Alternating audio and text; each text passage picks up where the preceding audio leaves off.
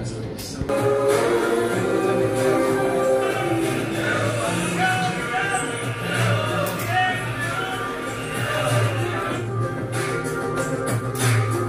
festival marks her annual menstruation cycle, during which the temple is closed for rituals that signify renewal and the natural cycles of life.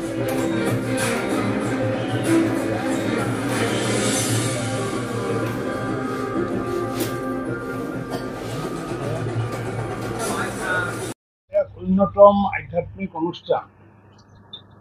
আৰু যি অনুষ্ঠান নেকি আমাৰ অসমত প্ৰতি বছৰে অনুষ্ঠিত হৈ আহিছে আৰু সেয়া হৈছে অম্বুবাচী মহাযজ্ঞ। আৰু এই অম্বুবাচী মহাযজ্ঞৰ জৰিয়তে আধ্যাত্মিকভাৱে ভাৰতবৰ্ষৰ বিভিন্ন প্ৰান্তৰ পৰা আহি ভক্তসকল আহি মা কামাখ্যা মন্দিৰত সেৱা লয় আৰু এই সেৱাৰ লগতে তেওঁলোকৰ মনৰ যি কামনা থাকে সেই কামনা এইখিনিও মা দেৱীৰ ওচৰত ভক্তিপূৰ্ণভাৱে সেৱা নিবেদন কৰে আৰু এই পৰম্পৰা প্ৰতি বছৰে চলি আহিছে আৰু এইবাৰো 22 জুনৰ পৰা এই অম্বুবাচী যি প্ৰবৃত্তি আৰম্ভ হ'বগৈ আৰু 26 তাৰিখে অম্বুবাচীৰ নিবৃত্তি হ'বগৈ, অৰ্থাৎ মন্দিৰৰ দুৱাৰ খোল খাব। আৰু এইটো বিষয় যিহেতু আমি অসম চৰকাৰে প্ৰতি বছৰে ইয়াত এই অনুষ্ঠানটো আগুৱাই নিয়াৰ ক্ষেত্ৰত আমি চৰকাৰীভাৱে সহযোগ কৰি আহিছোঁ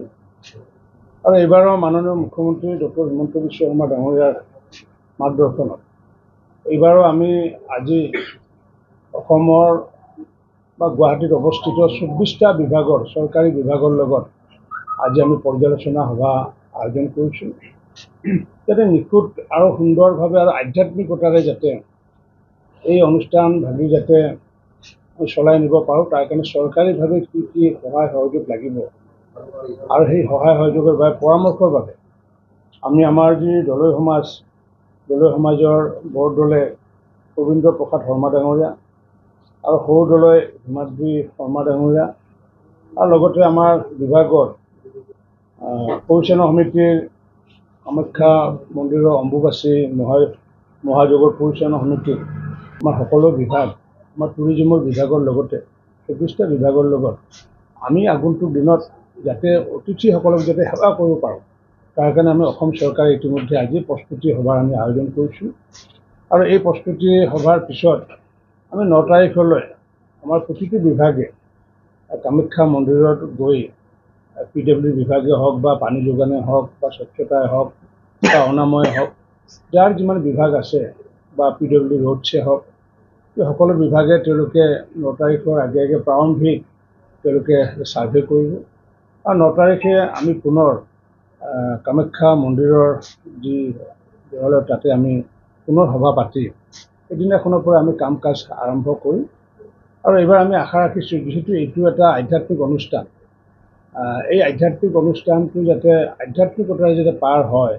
তাৰ কাৰণে সকলো ভক্তবৃন্দকে আমি আহ্বান জনাইছোঁ আৰু বাকী চৰকাৰীভাৱে নিশ্চিত ওপৰত মই ভাবোঁ যে যোৱাবাৰ যি আমি সফলতা লাভ কৰিছোঁ এইবাৰো যাতে আমাৰ কোনো ধৰণৰ হেৰি নাথাকে, ব্যতিক্ৰম নাথাকে বা ক'তো যে খুঁত নাথাকে, তাৰ কাৰণে আমাৰ বিভাগে যৎপৰোনাস্তি চেষ্টা চলোৱাৰ লগতে 24টা বিভাগকে ইতিমধ্যে আজি নিৰ্দেশ প্ৰদান কৰিছোঁ যাতে সুন্দৰকৈ যাতে আধ্যাত্মিক অনুষ্ঠানটো যাতে আমি সফল কৰিব পাৰোঁ।